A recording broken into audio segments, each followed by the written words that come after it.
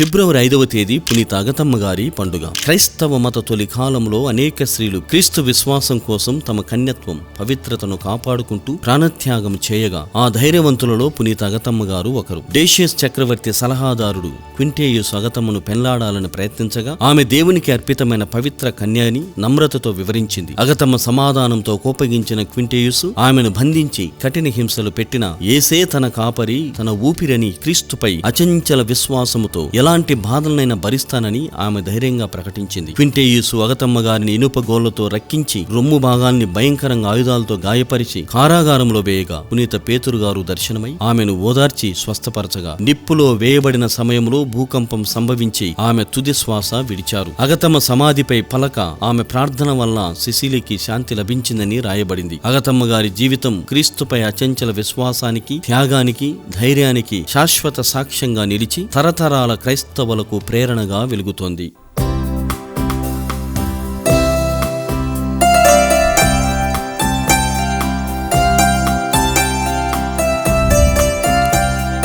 పునీత అగతమ్మ గారు